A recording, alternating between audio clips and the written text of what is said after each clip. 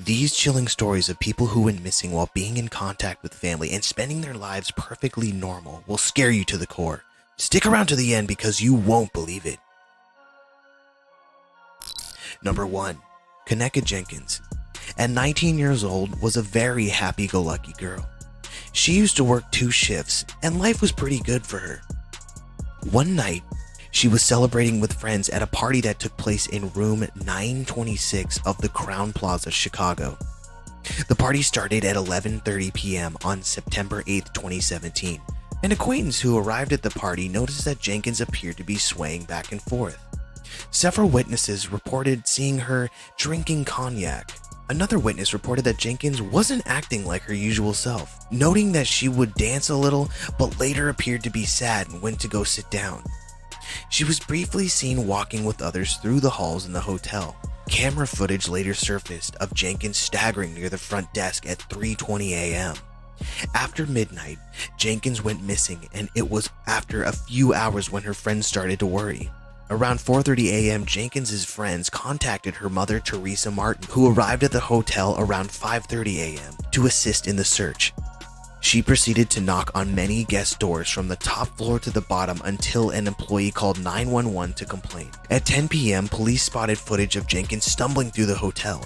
Her whereabouts remained unknown until she was found in the hotel's freezer and pronounced dead at 12:48 a.m. Sunday. She was found lying face down on her side with one shoe off. There was no sign of trauma other than a small cut on her foot. The freezer was a walk-in freezer with a walk-in cooler and was part of an unused kitchen. Lights were turned off in both chambers when she entered them. The motion detecting security camera showed Jenkins staggering, apparently intoxicated, through the hotel's hallways, eventually arriving at the kitchen where she rounded a corner towards the freezer. The freezer door itself was out of the camera's sight. On October 6, 2017, the Cook County Medical Examiner's Office ruled Jenkins' death an accident. The autopsy found no illegal drugs in Jenkins' system, but her blood alcohol level was to be 0.112 above the legal driving limit. The Rosemont Police Department issued a statement the same day, saying that while no foul play was suspected, their investigation had not yet been completed.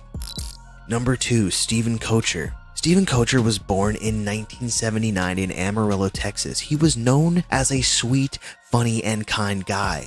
He was an educated guy, but due to huge recessions underway, it was difficult for him to find a new job. He worked for a local window washing firm, but it did not provide him with enough income to meet his expenses, and by November 2009, he was several months behind on his rent. When his parents asked him to visit on December 10, 2009, Kocher left St. George in the early morning hours and drove 300 miles north on Interstate 15 to Salt Lake City. He then traveled west on Interstate 80, another 125 miles to West Wendover, Nevada, where he again pulled off the highway to refuel. After that, he continued another 100 miles to Ruby Valley Ranch of the Neff family, his ex-girlfriend and her parents. She was not there, but the Neff served Kocher lunch anyway. He told them he was on his way to visit his family in Sacramento, California. After 2 hours, he left and decided to return to St. George the way he had come from. He had driven nearly 1,100 miles that day. December 12th,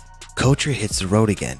That morning, his phone pinged a cell tower near Overton, Nevada, at the north end of Lake Mead. In the evening, he bought gas and snacks at a convenience store in Mesquite, Nevada, along the I-15 over the Arizona state line. 3 hours after his Mesquite purchase, Kocher bought a baby's bib and cookies, believed to be Christmas gifts for his brother and his family.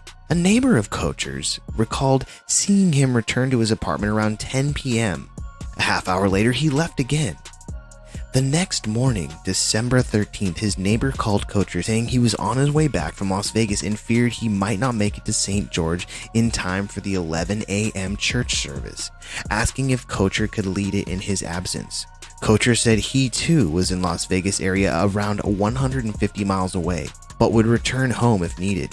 His neighbor told him not to worry and that he would try and come back in time. At 11:45 a.m., a security camera on Savannah Springs Avenue in Sun City recorded Kocher's Cavalier driving past it to the cul-de-sac where it was later found. 6 minutes later, Kocher walked the opposite direction down the sidewalk in front, carrying something in one hand that appeared to be a file folder or portfolio. Shortly after, another security camera in a garage on the adjacent Evening Light Street caught his reflection as he walked north. Kocher had not been seen since. Kocher's phone remained active and remained in the tower's vicinity for the next 2 days, suggesting that its battery died. There has been no activity since. A day after the last ping, Sun City's Homeowners Association parking enforcement took note of the car and tried to find its owner. Eventually, they traced his mother's cell phone, who returned their call on December 17th. And realizing no one else in the family had talked to him in a week and were unable to locate him, reported him missing. Kocher's brother and sister drove to St. George from Salt Lake City area to start searching. The Kocher family went to jails, morgues, hospitals in the Las Vegas area in search for him, but to date the case is unsolved and no one knows where Kocher went. Number 3. Dr. Teleka Patrick. Dr. Teleka Patrick was described as a young, attractive, well-spoken, and had an excellent personality. The young doctor's last few years were said to have been tumultuous and mysterious. She disappeared on December 5th, the night she got a lift from a coworker, after completing her shift at the Borges Medical Center. The ride was to the Radisson Plaza Hotel and Suites in downtown Kalamazoo, where she tried unsuccessfully to book a room. She was also preparing to spend Christmas and New Year's with her mother, brother, and sister. Dr. Patrick met online and dated a man by the name of Ismail Smiley Calderon. They were married for 6 years, from 2006 to 2011. Ismail also claimed that Dr. Patrick often suffered from delusional and paranoid episodes. In the last few months leading up to her untimely disappearance, her ex-husband described how she was acting strangely and delusional. Calderon said that he and Patrick's marriage started to crumble after he pressured her to seek mental help, but her family said that they have no recollection of her acting strangely or showing signs of being mentally ill or delusional when they used to see her. People that had a brief encounter with Patrick said that she was acting as if she was being watched online, and it was like she was interacting and having a secret friendship with someone. It is also said that she developed a crush on a pastor, according to the media, and she let her mind wander while imagining a future with him. It is alleged that she sent almost 20,000 messages to him, but the tweets hardly match being directed to her crush. She also reached out a few times to her crush, but was brushed aside, but that could be one of the many reasons that led to her disappearance and her feeling depressed while being rejected. She went missing on December 5th. According to police, Dr. Patrick worked a shift at Borges and had one of her colleagues drive her to the Radisson after work. Both her purse and cell phone were found left behind at work, and surveillance footage at the hotel shows her trying to get a room with cash but not having enough money.